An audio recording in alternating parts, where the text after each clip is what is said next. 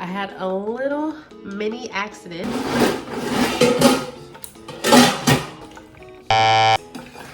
Enjoy hot, y'all. So, if my beer turns out yucky, I got a good feeling it's because of this. What I'm about to do. What's going on, y'all? Welcome back to my channel. My name is Jaleesa if you're new here, and tonight, emphasis on tonight, y'all, I am brewing beer. It's a little late, and you'll see as I am brewing, there's a whole lot of things that come with brewing beer at night. This is your first time joining my channel and you have not seen some of my previous videos, know that typically I show my sanitizing process and some of the equipment and things, but because it is late, I'm going to skip that. But please know the most important part of brewing beer is sanitizing, and when I sanitize, I always use Star San. So let's go ahead and jump into it, y'all. So for this brew session, I started off by filling up my brew pot with the amount of water that I needed to start brewing, and then I started heating up my pot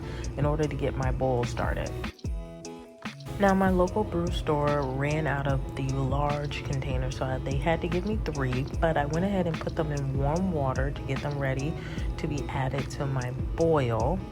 Now for this particular beer, the yeast needed to be activated early, so I went ahead and jump started that so that it was good and ready. So I've got a little bit of everything going on right now, y'all. I've got my pot getting warm, I've got my malt extract doing its thing, and then I'm also cooking. I'm also cooking right now. So it's a lot going on, but we're making beer. So how can you be upset when you're gonna make good beer? Life is so much better when you have beer. So in order to get my bowl ready, I needed to start with my specialty grains. I went ahead and put them in the grain bag, and once they were in the bag, I went ahead and started steeping my grains. And as you can see, as soon as they hit the water, the color started to change and we started to get that nice amber color. Once they had steeped for about 30 minutes, I went ahead and started pulling my steeping bag out. Now that my wort is at a boil, I went ahead and took my wort off the eye and started adding my malt extract.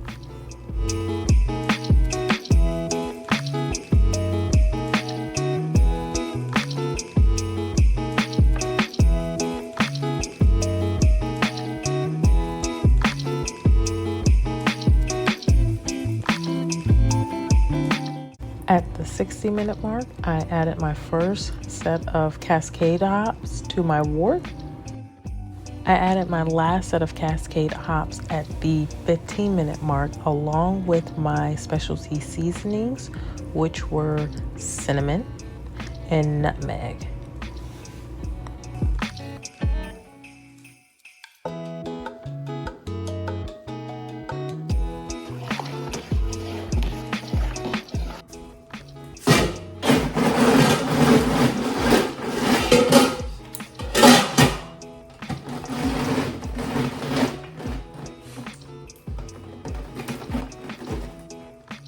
Late night brewing, y'all. Late night brewing. I went ahead and started giving my wort a ice bath, which of course it takes a while. Once my wort got to the desired temperature, I went ahead and started siphoning it into my fermenter. It is late and my siphon is being a pain in the buttocks. So I'm just going to scoop the rest of my beer out. And I'm getting a lot of hops, but it's like if I'm gonna siphon it in there, why can't I just put it in here? Excuse my language. Why can't I just effing put it in here? With the exception of sanitation. And I know we don't want that many hops, but it's like, oh, come on now. So now I feel like I'm just getting a bunch of hops. So I'm going to be done with this, and then I'm going to top the rest off with water. So for this batch of beer, I did have to top it off with some water to get it at the right level before I fermented it. And of course, I'm going to aggregate it before I add my yeast.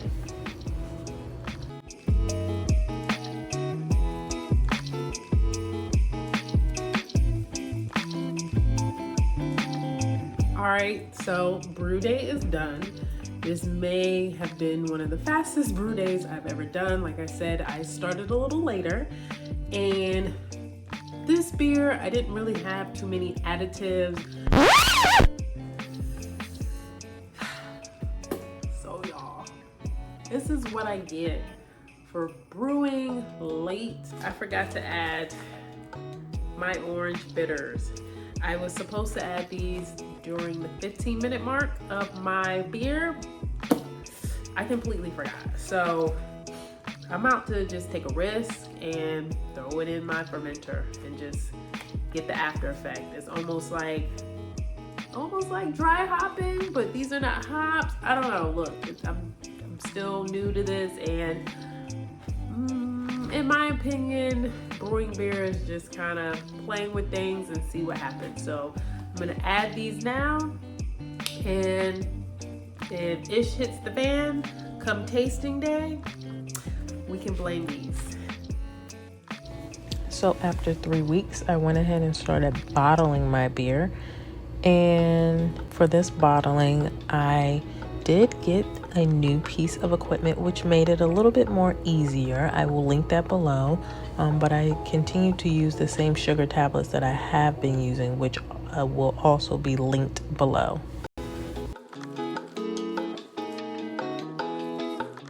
I wound up getting 21 bottles of beer from this batch.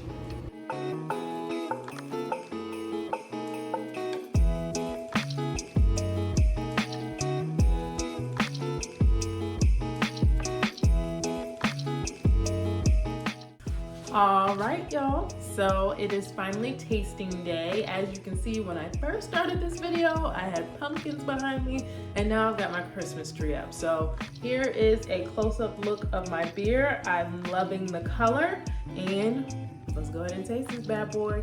Cheers. Ooh, that tastes good. I can say that my beer is not ruined. It tastes good. I can taste the orange pills that I added in after it was all said and done in the fermentation stage, and I'm getting that orange feel.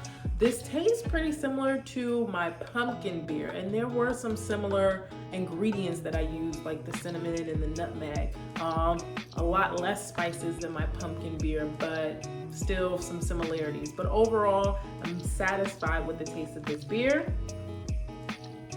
I will say this, and I'm calling all of the experienced brewers, put me on game, help educate me. Something that I noticed once my husband pointed it out to me with my Thanksgiving beer was, I don't know if when we get into the ale style of beers, the carbonation level is a little less than what you would traditionally experience when we're talking about an IPA. I know during my home brewing session with my IPA, the carbonation was spot on. But with my pumpkin and my Christmas beer now, it's not a lot of carbonation.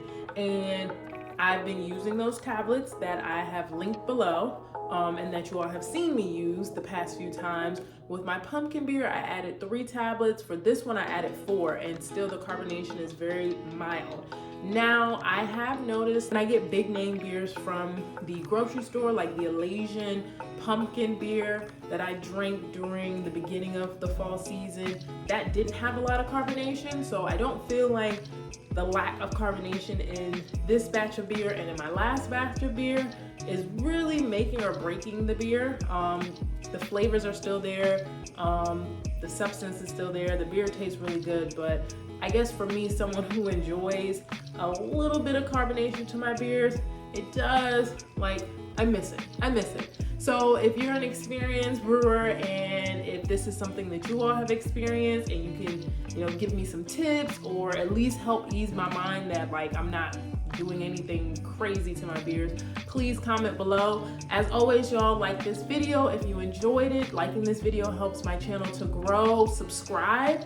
I have some more beer content coming in the New Year's. I really want to get into kegging beer because, y'all, I'm tired of bottling beer. I really have that as a goal for myself to keg. And of course, when I start that journey, I'm going to capture it on my channel. So you're not going to want to miss it. Subscribe, comment below, y'all, and Merry Christmas, Happy Holidays, Happy New Year's.